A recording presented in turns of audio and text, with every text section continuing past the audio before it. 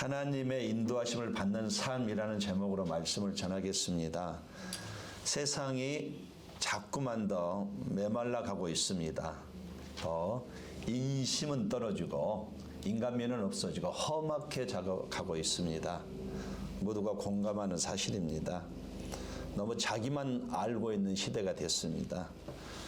돈을 너무 좋아하는 시대가 되었습니다. 돈이면 다 되는 것처럼 돈이면 학위도 사고 인격도 사고 결혼도 사고 사랑도 사는 시대, 그렇게 여겨지고 있습니다.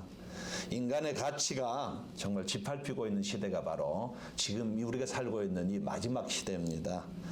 과학이 발달하면 더 좋을 것 같은데 오히려 문제가 더 많이 생기고 장애물이 더 많이 생기는 시대에 우리가 살고 있습니다. 한마디로 우리의 미래는 불투명하다는 것입니다. 불확실하다는 것이에요. 그런데 우리는 그럴지라도 이 인생길을 가야만 합니다. 하나님이 주신 인생, 한 번뿐인 인생 포기할 수 없고 열심히 가야만 하는 것입니다. 보람되고 성공적이면서 열매를 맺으며 살아가야 되겠습니다. 처음 나의 인생은 별 볼 일 없을지는 모르겠지만 그러나 마무리만큼은 아름답게 되어야만 되겠습니다. 훗날 자신의 생애를 마치는 자리에서 잘 살았다고 할 수 있는 고백을 할 수 있는 이 인생이 돼야 되겠습니다. 그런 인생이 의미 있는 인생인 것입니다. 보람되고 성공적이며 열매 맺는 인생, 바른 인생이 되려면 우리가 어떻게 살아가면 가능할까요? 미국의 어느 주에 어느 날 여자아이가 태어났습니다. 이 아이는 말을 배우기 시작해서 몇 단어를 말하고 있었을 때쯤 갑자기 심한 열병을 앓았습니다. 그런데 그 열이 떠나면서 그녀의 눈과 귀의 기능이 떠나고 말았습니다. 말도 할 수가 없었습니다. 바로 헬렌 켈러 여사입니다. 볼 수도 없고 들을 수도 없고 말할 수도 없습니다. 사는 것이 아닌 삶이었습니다. 볼 수도 없습니다. 들을 수도 없고 말할 수도 없습니다.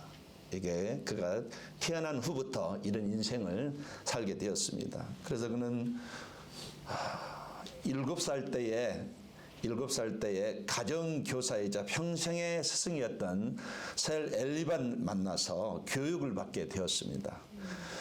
누구나 쉽게 배울 수 있는 것들도 그는 수많은 노력을 반복해서 무수히 반복해야만 배울 수가 있었습니다. 볼 수가 없었기 때문에 물을 알려면 수도가에서 떨어진 물을 만진 다음에 그다음에 그 단어를 익혀야만 했다고 합니다. 단어들을 배울 때도 한 단어를 배울 때도 상대방의 혀를 만지고 입을 만져야만 입 모양을 만져가면서 한 단어를 익혔다고 합니다. 그렇게 노력을 했는데 그 노력이 드디어 하버드 대학에 입학을 하게 되었고 세계 최초로 대학 교육을 받는 맹농간으로 1904년 하버드 대학을 수석으로 졸업을 했다고 합니다. 일반 사람도 할 수 없는 일을 볼 수도 없고 들을 수도 없고 말할 수도 없는 그 맹인이 하버드 대학교를 수석으로 졸업을 했답니다. 그녀는 말했습니다. 내가 만약에 단 사흘만이라도 내가 볼 수 있는 시간이 주어진다면 3가지 소원이 있었습니다. 첫 번째로 나의 평생의 은인이며 스승이며 나를 사랑으로 대했던 설리반 선생님의 얼굴을 보고 싶다고 했어요. 그리고 아름다운 나뭇잎을 보고 싶고 들꽃을 보고 싶고 석양에 빛나는 노을을 보고 싶다고 했습니다. 그리고 그렇게 어렸을 때부터 가고 싶었던 박물관에 가서 여러 가지 물건들을 보고 싶다고 그가 얘기했습니다. 그녀는 정상인보다 특별한 행복을 누리며 살았다고 말을 했다고 합니다. 나는 약점이 강점을 낳는다고 생각합니다. 나는 내 한계에 대해서 생각하지 않습니다. 또 한계 때문에 슬퍼하지도 않았습니다. 행복한 삶은 고난이 없는 것이 아니라 고난을 이겨내는 삶입니다. 아멘. 들을 수도 없습니다. 볼 수도 없어요. 말도 못하는 사람이 이런 고백을 했습니다. 이 그녀의 소식은요, 1933년 미국의 대공황인에서 그렇게 후유증에 시달렸던 사람들, 가장 자살한 사람들이 많았던 미국의 시기에 이 한 사람이 전 미국 사람을 위로를 했습니다. 그리고 그들이 말하기를, 그녀가 세상을 살 수 있다면 나도 살 수 있지 않을까. 그런 사람이 세상을 이겨냈다면 건강한 나도 할 수 있지 않을까. 그래서 대부분의 미국 사람들이 이 그녀의 한 사람 때문에 힘을 얻고 다시 전 미국이 도전을 했다고 합니다. 많은 사람들에게 그녀는 소망을 주었다고 말을 합니다. 엄청난 불행을 이룰 때 쓰는 말입니다. 감당할 수 없는 불행을 그녀한테 쓰는 말이에요. 이런 불행 가운데서도 평생을 살았던 헬렌 켈러에게 말년에 어떤 기자가 물었습니다. 이런 육체적 고통과 함께 한평생을 살아왔는데 당신은 하나님을 원망해 본 적이 없습니까? 물었더니 그녀가 빙그레 웃으면서 대답을 했습니다. 제가 하나님으로부터 받은 은혜를 헤아리는 것만도 시간이 부족합니다. 하나님께 대한 감사하는 것만으로 부족한데 어떻게 원망할 시간이 있었겠습니까? 감사하고 그 은혜를 기뻐하는 것만으로 시간이 부족합니다 라고 대답을 했답니다. 그리고 그녀가 세상을 떠날 때에 마지막 남긴 말이 모든 사람을 감동시켰습니다. 나의 일생은 하나님 때문에 참으로 아름답고 행복했습니다. 할렐루야. 이것이 그녀가 남긴 마지막의 고백입니다. 보지도 못하고 듣지도 못한 말도 못, 오직 손가락으로만 대화를 할 수 있는 유일한 방법이었거든요.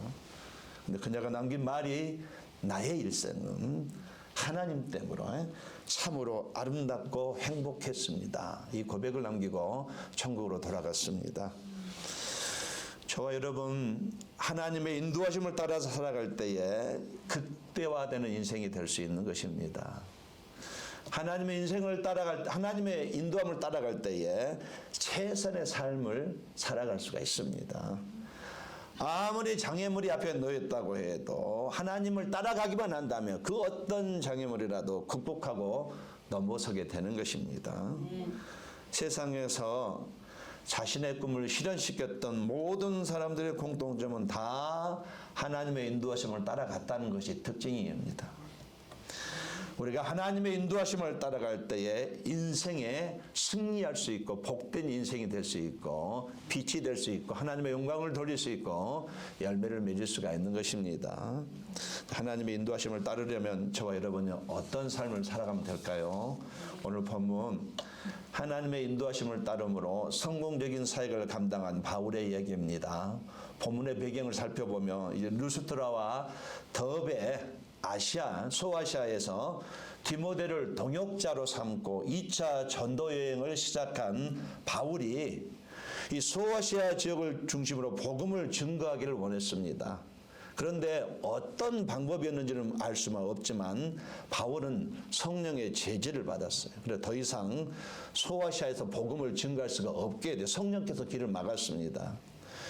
그래서 바울은 부르기아와 갈라디아 지방을 거쳐서 소아시아 북쪽 지방의 변당에서 복음을 전하려고 그쪽으로 올라가는데 이것마저도 성령께서 그 길마저도 막으셨어요. 이렇게 돼서 바울은 왜 그럴까? 왜 하나님을 막으실까? 왜 자신의 계획을 포기하고서 에게에 연한 항구 도시 드로아에서 기도하면서 하나님의 뜻을 기다리고 있었습니다. 그런데 하나님께서 정확하게 말씀해 주셨습니다. 10절 말씀, 곧 마게도니아로 떠나기를 힘쓰니. 하나님은 마게도니아의 환상을 통해서 바울의 길을 남쪽으로 돌리게 한 것이에요. 선교 계획을 이전 아시아를 멈추고 유럽으로 바꾸게 하셨습니다. 바울은 이렇게 하나님의 인도하심을 따라갔습니다. 바울이 얼마나 소아시아를 사랑했는지 아시잖아요. 자기가 개척한 그 모든 교회가 다 소아시아에 집중되어 있거든요. 자기의 생명이 걸린 지역이었습니다. 너무나 애착이 갔어요. 평생 그곳을 품고 가겠다고 마음 먹었었는데 그런데 하나님은 그걸 스탑시키고 전혀 한 번도 가보지 못한 유럽 쪽으로 그를 가게 했다는 사실이에요. 그래도 그는 그 하나님의 인도하심에 따라갔습니다.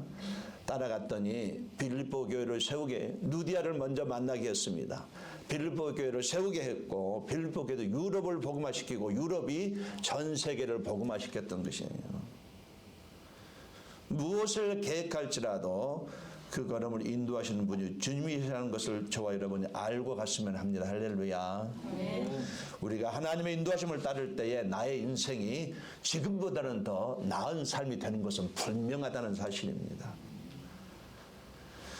시편 146편 6절에 9절 이런 말씀이 있습니다. 하나님께서 인도하시는 삶에 대한 얘기예요. 여호와는 천지와 바다와 그 중에 만물을 지으시며 영원히 진실함을 지키시며 압박당하는 자를 위하여 공의로 판단하시며 주린 자들에게 식물을 주시는 자시로다.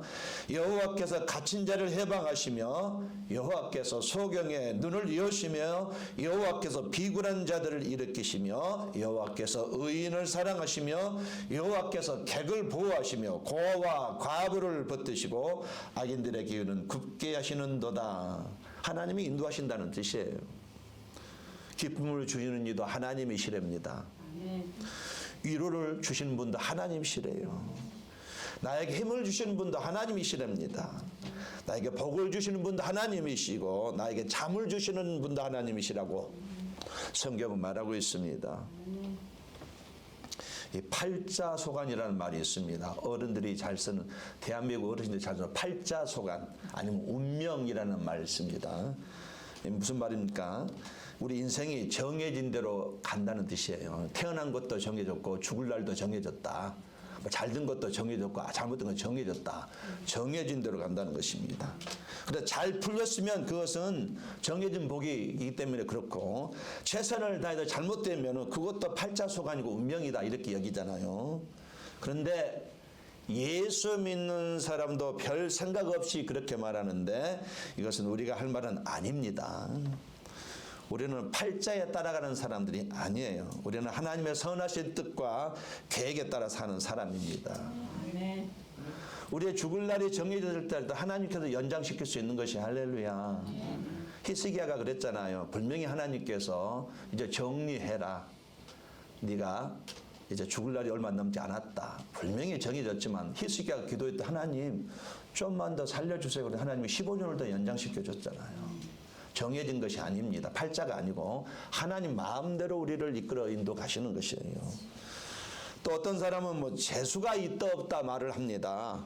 운빨이 있다 없다 이렇게 말을 합니다. 뭐 운빨이 나빴다 이렇게 말을 하는데 우리 그리스도인은 이런 말도 사용해서는 안 되는 것입니다. 그리스도인에게 재수나 우연이라는 말은 모순된 것입니다. 우리는 재수가 좋아서 존재하거나 운이 나빠서 살고 있는 존재가 아닙니다. 우리 모두는 하나님의 은혜와 하나님의 섭리 속에 살아왔고 지금 이 자리에 있는 것입니다. 섭리, 다른 말로 하나님의 생각. 우리의 모든 삶은 하나님의 생각 안에 있다는 얘기예요. 그러므로 모든 그리스도인들은 모든 경우에 할 수 있는 유일한 말은 한 가지, 나의 나된 것은 하나님의 은혜입니다. 하나님의 은혜에 감사합니다. 이 말밖에 다른 할 말이 없다는 얘기인 것입니다. 뒤돌아보면요, 우리의 삶 다 하나님께서 계획하시고 인도하신 삶이었습니다. 할렐루야. 아무리 뒤돌아봐도 그때 하나님께서 도와주지 않으셨다면 더 큰 일이 벌어졌을 텐데, 그때 그 우연이 아니고 하나님께서 그렇게 만드셨구나. 누구나 느낄 수 있는 거잖아요. 우리의 삶의 어느 순간도 하나님께서 한눈 팔거나 내려버려도 순간 한순간도 없었다고 성경은 말합니다. 나의 생각을 뛰어넘으신 하나님이 우리를 향한 선한 길로 오늘도 나를 인도하고 계신답니다. 볼품 없지만 참 초라하지만 하나님 나를 귀하게 여기 오늘도 나를 사랑하시며 인도하고 계신답니다. 우리가 이런 하나님의 인도함을 따를 때에 남은 인생 성공할 수밖에 없고 복된 인생이 될 수밖에 없고 열매를 맺을 수밖에 없고 빛이 될 수밖에 없고 하나님의 영광을 드러낼 수밖에 없는 것입니다.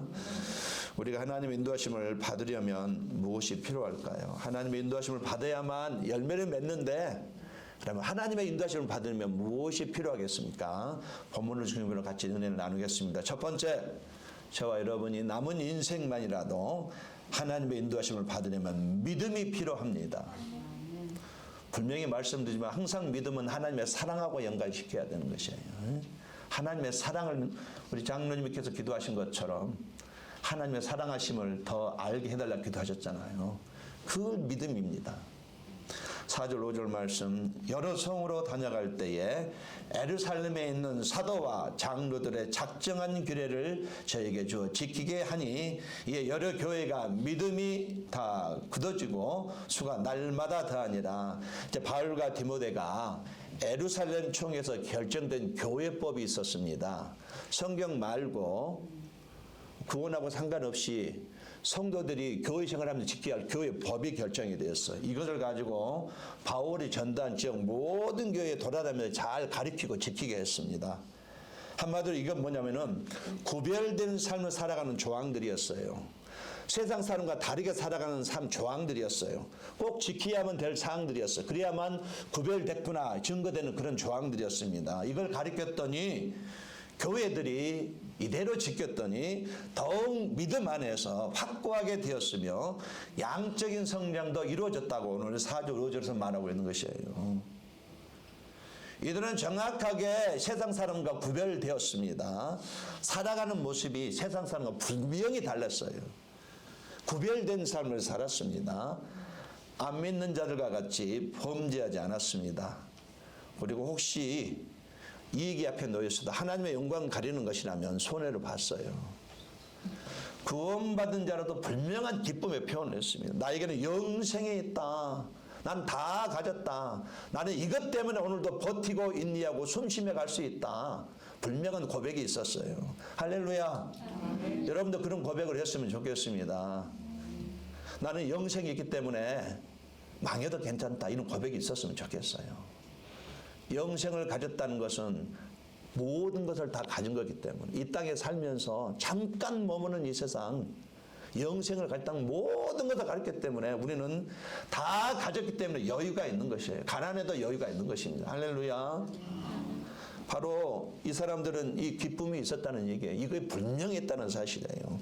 또 같이 모여서 기도에 힘썼습니다. 열심히 말씀을 배우고 성찬과 애찬을 나눴습니다. 교회가 어려워질수록 자리를 더욱 지켰어요. 할렐루야.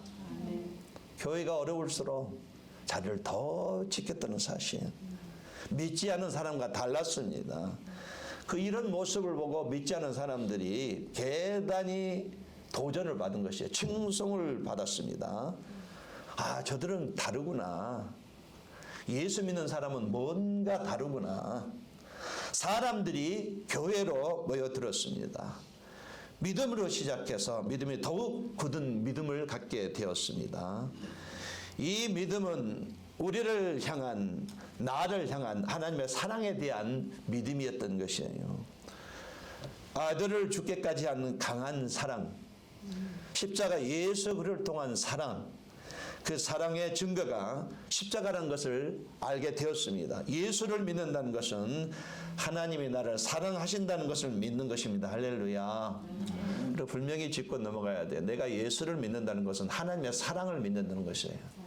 분명한 믿음의 방향이 있습니다. 뭘 믿는지 두리뭉실한 게 아닙니다. 내가 예수를 믿는다는 건 나를 사랑하신 하나님의 사랑을 확신한다는 것이거든요. 하나님이 나를 사랑하신다는 것을 확신하게 되면요, 하나님의 손을 내밀 때 주저없이 따라가게 됐습니다. 인도하심을 받게 돼 있다는 얘기예요. 세상이 얼마나 어수선합니까? 날이 갈수록 세상이 요상해지고 있잖아요. 누구나 느낄 수 있잖아요. 조금만 세상을 돌아보면 지금 세상이 어떤지, 얼마나 혼잡하고 복잡하고 망가져가고 있는지 우리는 금방 느낄 수 있거든요. 이럴 때일수록 하나님이 나를 사랑하신다는 것을 확신하고 가야 하는 것이에요.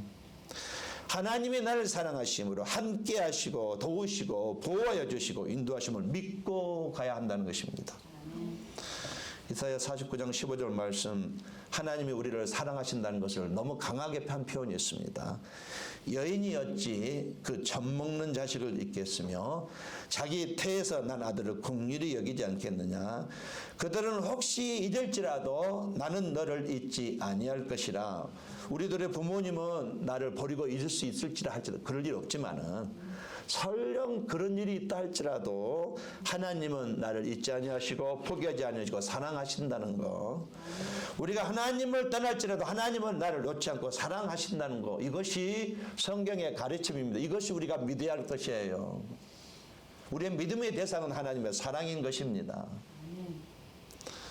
세상 모두가 나를 떠난다 해도 나의 하나님은 영원토록 나를 떠나지 아니하시며 나를 언제나 배려해 주시고 사랑해 주시고 나를 도와주시고 나의 비밀도 들어주시고 나의 허물도 용서해 주신답니다. 할렐루야. 이걸 믿으란 얘기예요. 이게 우리의 믿음이란 얘기입니다. 이 사랑을 믿고 살아갈 때에 비로소 힘들어도 평안이 있습니다. 무슨 일을 당해도 그렇게까지 두렵지 않습니다. 이 사랑이 붙들릴 때에 아무리 세상이 힘들어도 그렇게 쉽게 무너지지 않고 쉽게 꺾이지 않는다는 것이에요.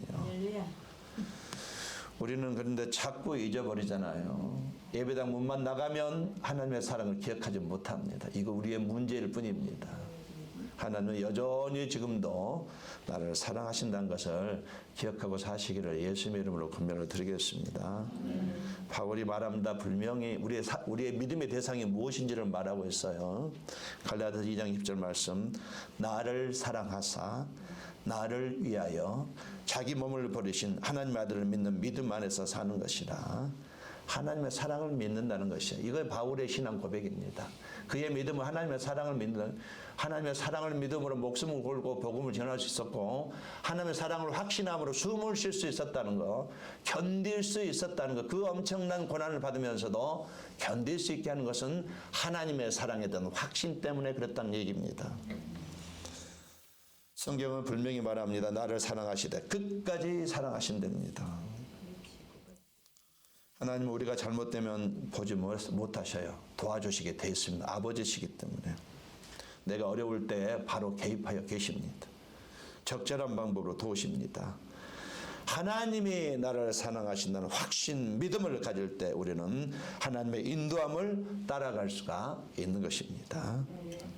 하나님이 나를 사랑하십니다. 할렐루야. 그러니까 평생 믿고 사십시오. 따라해서 오직 의인은 믿음으로 말미암아 살리라. 그 믿음이 이 믿음이에요. 분명한 믿음의 방향이 있습니다. 사랑입니다. 감사합니다. 나를 사랑하는 그 사랑을 믿으란 얘기예요. 이걸 믿게 되면은 살 수 있다는 것이에요. 숨을 쉴 수 있다는 것입니다. 고통이 와도 견딜 수 있다는 것이에요. 이 사랑만 확신하게 되면. 그러면 어떤 순간에도 두려워 말고 하나님을 피난처로 삼고 하나님의 인도하심을 따라가 보시기를 예수님으로 간절히 권면드리겠습니다.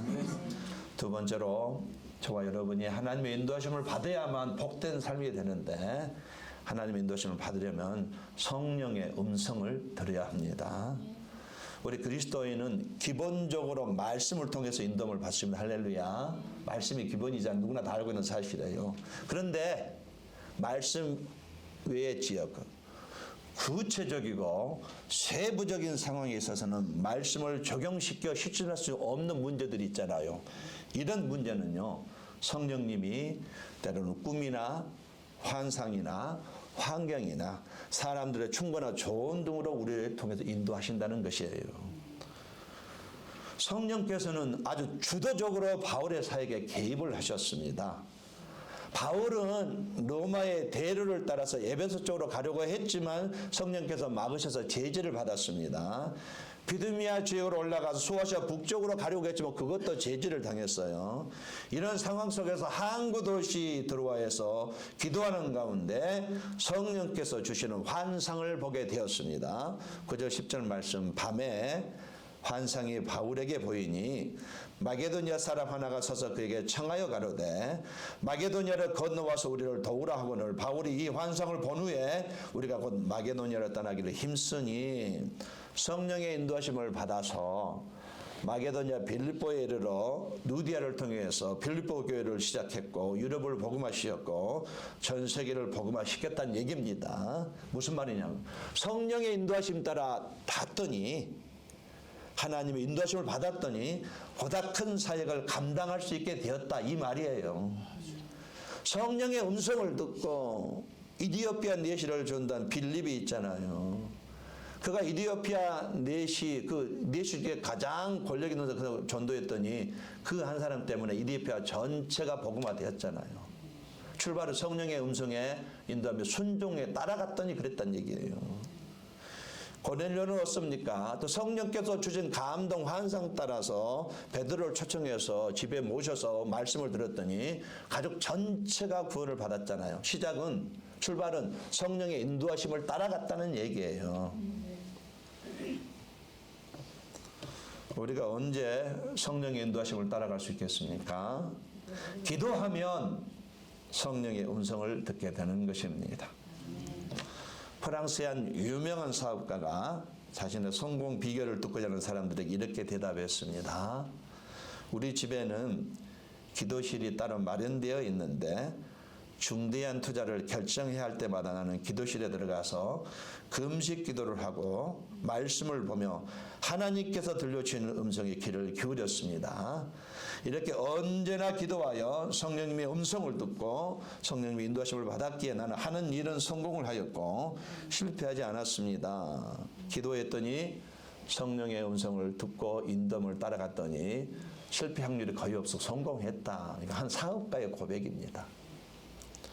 주님이 우리에게 말씀하셨습니다. 내 집은 만민의 기도하는 집이라. 우리 주님이 하신 말씀이에요. 무슨 말인지 아세요? 교회가 기도하기 위해서 만들어지는 곳이라는 이런 의미를 가지고 있습니다. 기도한 집이란 말은 구제를 하든지 교제를 하든지 전도를 하든지 무엇을 하든지 기도하면서 하라. 가능하면 교회에 와서 와라. 이런 의미가 있습니다. 교회는 하나님을 만나서 하나님과 말하기 위해 만들어진 기도의 집이라는 의미가 분명히 있습니다. 기도할 때 저와 여러분 하나님의 음성을 듣고 인도함을 받게 되는 것입니다. 기도하시기를 예수님으로 간절히 권면드립니다. 금요 기도에도 주님이 만들어 놓으셨어요. 새벽 기도도 주님이 만들어 놓으셨습니다. 그분은 금요 밤이 철야기도 했고 새벽이 됐습니다. 우리는 거기에 맞춰서 가면 되는 것입니다. 모이기는 힘쓰라고 했거든요. 예배당에 와서 기도하라고 주님이 권면하고 있습니다. 자, 이와 같이 첫 번째로 우리가 하나님의 인도하심을 받으려면 믿음이 필요합니다. 두 번째로 성령의 음성을 들어야 되겠습니다. 마지막 세 번째로 하나님의 인도하심을 받으려면 말씀을 의지하라고 오늘 본문이 말하고 있습니다. 10절 말씀.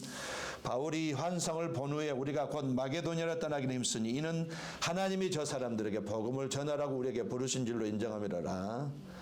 아시아에서 복음을 전하지 못하도록 하신 것은 아시아를 버린 것이 아니었습니다. 아무도 복음을 전하지 않는 유럽에 전도하게 하시려고 하나님의 뜻이 있었기 때문에 그렇게 하신 것입니다. 오늘 우리도 이렇게 바울처럼 하나님의 뜻을 따라갈 줄 알아야 되겠습니다. 하나님의 인도하심을 받고자 한다면 복음을 신뢰해야 되겠어요. 말씀을 신뢰해야 되겠습니다. 말씀을 듣는 것과 말씀을 보는 것과 말씀을 나누는 것을 가까이 해야 되겠습니다. 하나님의 인도하심을 받는 순간 예수 그리스도 안에서 말씀을 의지해서 가야 하는 것이 필요한 것입니다. 시편 119편 105절 말씀. 주의 말씀은 내 발의 등이요 내 길의 빛이니이다. 말씀이 인생의 등불이라고 말하는 것이죠. 등불인 말씀이 없으면 언젠가는 구덩이에 빠질 수 있다는 것이에요. 자신이 있을 것 같지만 언젠가는 웅덩이에 빠질 수 있다는 얘기예요. 말씀이 등불인 인생의 등불인 말씀이 어두운 미래를 비춰주어서 구덩이를 피해서 가게 한다는 것이에요. 한 걸음씩 인도하는 얘기입니다. 말씀을 통해서 하나님께서 우리에게 지혜를 주시고 분별력을 주시고 통찰력을 주시는 것이에요. 말씀을 가까이 할 때에 지혜를 주시고 분별력을 주시고 통찰력을 주십니다. 아멘. 복음서에 보면 갈릴리에서 제자들 밤새도록 그물을 던졌지만 해가 뜨는 아침이 될 때까지 물고기를 한 마리도 잡지 못했습니다. 다 어부들이요, 전문가들인데 한 마리도 잡지 못했습니다. 빈 그물에 지쳐있던 그들에게 예수님이 말씀하셨습니다. 깊은 데로 가서 그물을 던지라, 이 말씀하셨어요. 아침에 오셔서 하는 말이 아침에 하신 말씀이에요. 깊은 데로 가서 그물을 던지라. 근데 이 말씀은 베드로 상식으로는 전혀 맞지 않는 말입니다. 베드로가 누구 물고기 전문가 아닙니까? 어부 전문가잖아요. 갈릴리 호수가 어디에 물고기 다 아는 사람 전문가인데 베드로에게 깊은 데로 가서 그물을 던지라. 이건 베드로가 도저히 받아들일 수 없는 말이었습니다. 왜 그러냐면 물고기는요, 밤에는 온도가 물이 차갑기 때문에 물속 깊은 곳에 가서 몸을 숨겨서 온도를 유지하다가 해가 뜨면 햇볕을 받으려고 위로 올라오게 돼 있어요. 그러니까 밤에는 깊은 데가 있고 아침이면은 위로 떠오르게 돼 있어요. 그러므로 지금은 아침이니 주님은 얕은 데로 가서 그물을 던져, 이 말씀을 하셔야 되는데 정반대, 고기도 없는 곳에 가서 그물을 던지라고 했어요. 깊은 데로 가서 그물을 던지라. 베드로와 동료들은 그들의 상식을 버리고 주님의 말씀하셨사오니 순종하겠습니다 했더니 그물이 찢어질 정도로 많은 고기를 잡게 되어서 한마디로 대박을 쳤다, 이럴 때 쓰는 말이에요. 하나님의 인도하심을 받으려면 말씀을 의지하는 이런 태도가 우리에게 절대적으로 필요한 것입니다. 할렐루야. 잠언 16장 20절 말씀, 이런 말씀이 있습니다. 삼가 말씀에 주의하는 자는 좋은 것을 얻나니 여호와를 의지하는 자가 복이 있느니라.